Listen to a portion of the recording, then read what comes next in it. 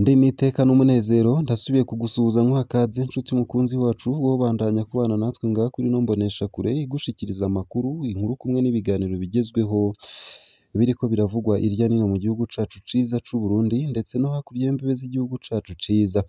Ndaguhaye ikaze, ndaguhaye mwaramutse neza cange mwiriwe neza bivanye n'aho udukurikira uherereye kuri uyu munsi wa kane igenekerezo rya 26 Gitugutu umwaka w'ibihumbi 2023.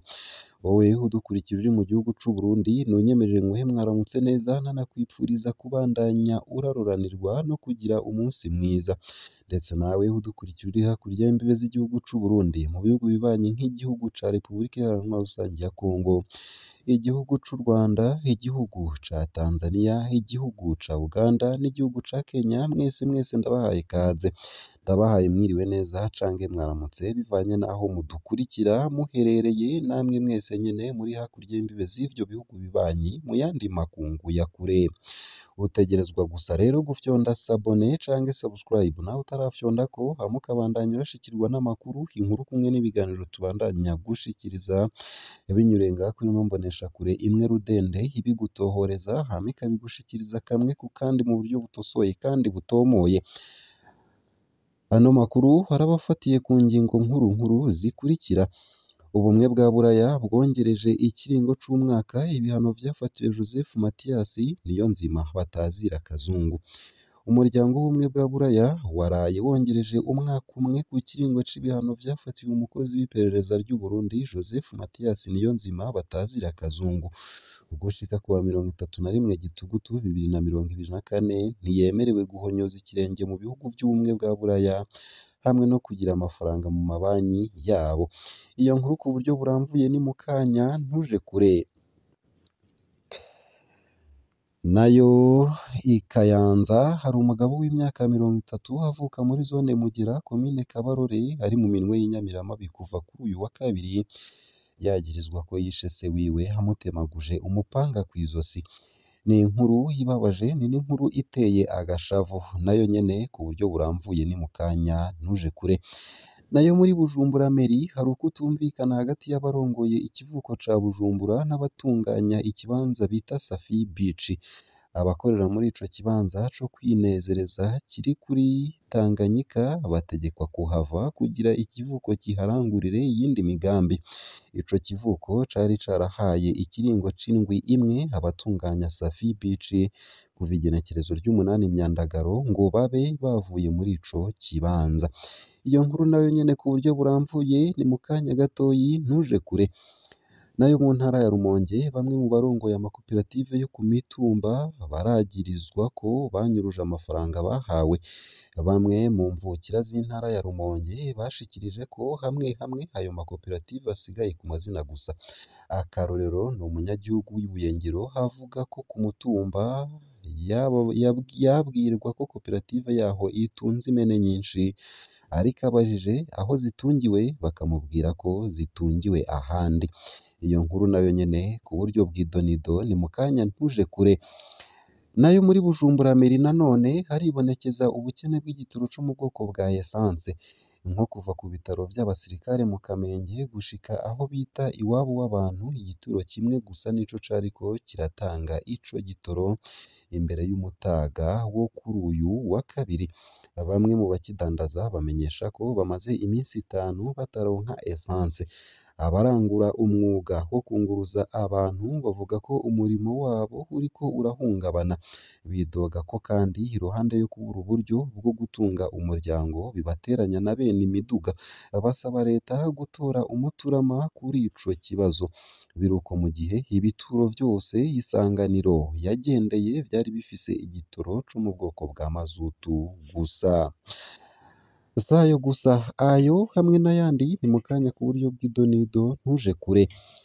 Nayo mbandanije ano makuru mu buryo bw'idonido ntunyemerere nyene nyatangurire kuri ino nkuru ivuga ko ubumwe bwa Buraya bwongereje ikiringo c'umwaka ibihano vyafatiwe Joseph Mathias Niyonzima batazira Kazungu.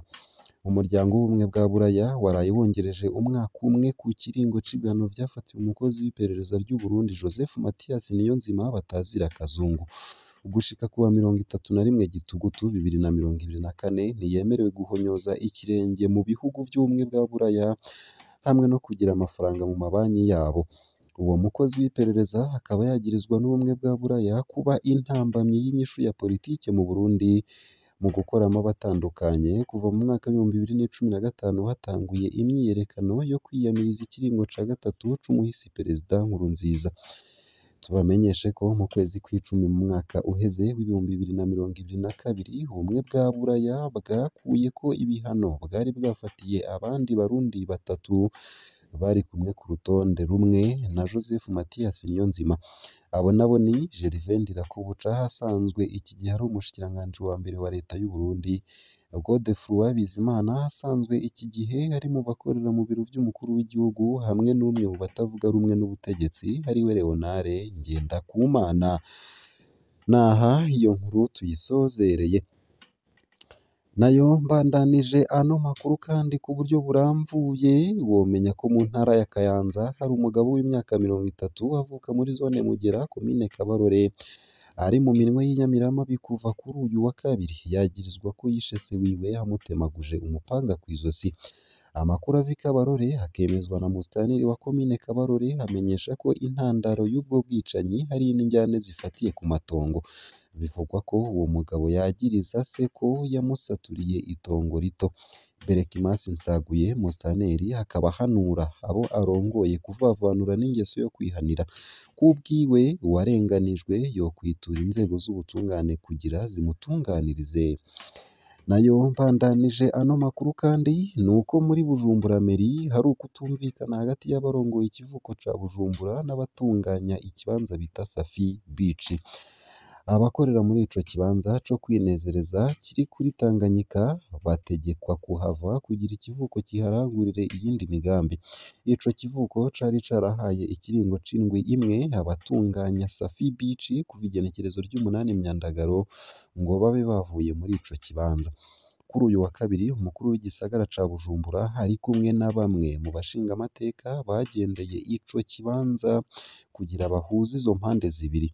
Ico bashitseko nuko kuva muri ico kibanza hatariyo nyishu yihuta. Jimmy Hatungimana yavuze ko bumvikanye ko nihagera ko uwo mugambi uja mu ngiro abarongoye ikivuko bazobisaba ubushikiranganji bubijejwe. Yongera ko bumvikanye ko mu kurindira abahora bahakorera bazobandanya ibikorwa. Nayo mu ntara ya Rumonge bamwe mu barongoye amakoperative yo ku mitumba bagirizwa ko banyuruje amafaranga bahawe. Bamwe mu mvukira z'intara ya Rumonge bashikirije ko hamwe ayo makoperative asigaye ku mazina gusa. Akarorero ni umunyagihugu w'Ibuyengero avuga ko ku mutumba yabwirwa ko koperative yaho itunze impene nyinshi ariko abajije aho zitungiwe bakamubwira ko zitungiwe ahandi. Akaba agira ati jewe mba muri komine Buyengero umusozi witwa Kirama. Jewe naragiyemwo kandi naratanze n'amafaranga arenga ibihumbi 40 ariko nta na hamwe nigeze mbona ko ndimwo ndi mambure. Jewe bambwira bati hariho koperative Sangwe ngaha jamwo. Nkabaza bakambwira ngo iyo koperative niyo ihagaze neza muri komine. Sinzi ko ari vyo ngo bafise impene 40. Nti nimunyereke za mpene ngo ziri mu mihana. Buramatari wa Rumonge akaba ari buramatari w'intara ya Rumonge aremera ko hari bamwe mu ndongozi zayo makoperative nubwo adatomora igitigiri ca yoba yaranyurujwe. Leonard Niyonsaba akaba avuga ko abanyuruje babwirizwa gushengezwa mu butungane bayarihe. Abibutsa ko ayo mafaranga ahabwa ayo makoperative hatari ingabire. Naho biruko ariko ahimiriza imvukira zizewe mu mabanga atandukanye kwinjira muri ayo makoperative kugira imitumba bavuka ko kwinjira muri ayo makoperative ku mitumba bavuka ko kugira babatererere ivyiyumviro. Nayo muri Bujumbura Meri nanone womenya ko hariko haribonekeza ubukene bw'igitoro co mu bwoko bwa essence nko kuva ku bitaro vy'abasirikare mu Kamenge gushika aho bita iwabo w'abantu. Igituro kimwe gusa nico cariko kiratanga ico gitoro imbere y'umutaga wo kuri uyu wa kabiri. Bamwe mu bakidandaza bamenyesha ko bamaze iminsi 5 bataronka essence. Abarangura umwuga wo kunguruza abantu bavuga ko umurimo wabo uriko urahungabana. Bidoga ko iruhande yo kubura uburyo bwo gutunga umuryango bibateranya na bene imiduga, basaba leta gutora umuturama kuri ico kibazo. Biruko mu gihe ibituro vyose Isanganiro yagendeye vyari bifise igitoro co mu bwoko bwa mazutu gusa. Nayo mu gusozera ano makuru kandi womenya ko amasanganya yo mw'ibarabara ngo aterwa ahanini n'amabarabara mabi, imiduga ishaje no kutubahiriza amategeko agenga umutekano wo mw'ibarabara. Ivyo nibishikirizwa n'uwurongoye ishirahamwe rikurikiranira hafi ibijanye n'umutekano wo mw'ibarabara BK. Ni mu gihe hamaze iminsi hibonekeza amasanganya mu Burundi. Pacifique Nsabimbona abona ko hakenewe inyigisho ku bijanye n'amategeko agenga umutekano wo mu mabarabara, aho kubwiwe zoshobora no gushirwa mu mashure kugira abana bakure bazi ayo mategeko. Ashimangira ko baba abagenda n'ivyuma canke n'amaguru bategerezwa kuba batahura ingene basangira ibarabara. Ngaha akaba ariho nsoreje ano makuru nari naguteguriye ariko aravugwa irya nino mu gihugu c'u Burundi ndetse no hakurya y'imbibe z'igihugu c'u Burundi mu yandi makungu. Ndakwipfurije kubandanya uraruranirwa no kugira umunsi mwiza.